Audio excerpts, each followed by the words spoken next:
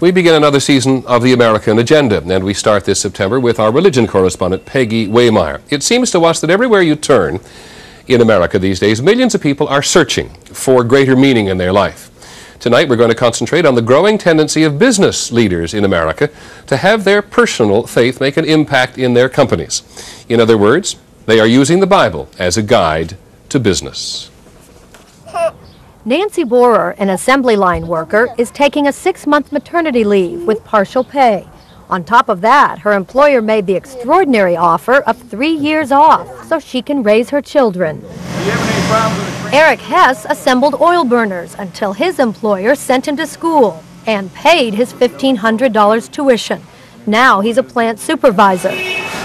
The man who gave these unusual opportunities to Nancy and Eric is John Beckett, a successful Ohio manufacturer who takes his work and his faith very seriously. My main mission in life is to know the will of God and to do it. So Beckett prays for God's guidance on everything from maternity benefits and salaries to new business ventures. I see my role in the work world being to take what I believe as a Christian and translate that into practical day-to-day expressions of what I believe. Beckett doesn't expect his employees to adopt his beliefs, but whether they're Christians or not, he says he sees them all as part of God's plan. Every individual is created in the image and likeness of God. To Beckett, that means every employee deserves generous retirement benefits, a fitness center, even lunch hour basketball. And because Beckett's faith teaches him that family comes before work, he makes sure his employees don't put in too many hours at the office. I've been able to have significant accomplishment in the workplace without sacrificing my home.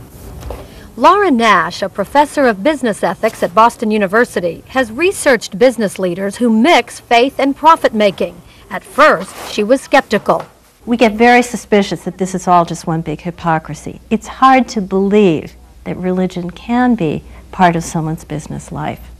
What Nash found was that literally thousands of business leaders across the nation are struggling to integrate their very private world of faith into the competitive world of work. I think it is a reaction to an ethic of greed that kind of took hold of business in the 80s. Now you see a sense of emptiness that, gee, maybe there's a little more to life than just my bank account. All right, let's pray together. The 90s quest for meaning has created networks of spiritual support groups for business leaders. And we're talking about how we can be more effective leaders in the marketplace. From Southern business professionals who gather in the hundreds during lunch hour looking for spiritual food. You want to know how to run your business? Get a Bible and read the book of Proverbs. To Orthodox Jews on Wall Street who break away from the office to study the Talmud, the books on Jewish law. There are 15,000 members of the Christian Businessmen's Committee. They meet in small groups at sunup to pray for help on everything from employee problems to marketing strategies. We're going to spend some time talking about the issue of temptation. Then there's the Fellowship of Companies for Christ, for hundreds of chief executive officers who struggle with the burdens of leadership. I need to change my priorities. They want support, they want wisdom, they want help in finding answers to very difficult business problems.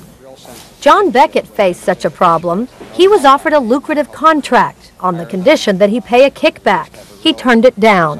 Profitability is not the bottom line. The bottom line is doing what's right.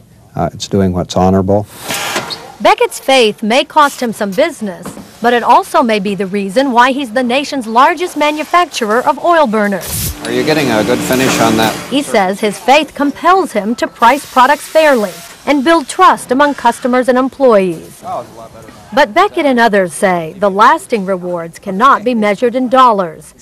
They say their satisfaction comes from building a business without selling their souls. Thank you, God. Thank you. This is Peggy Waymeyer for the American Agenda. Back in just a moment.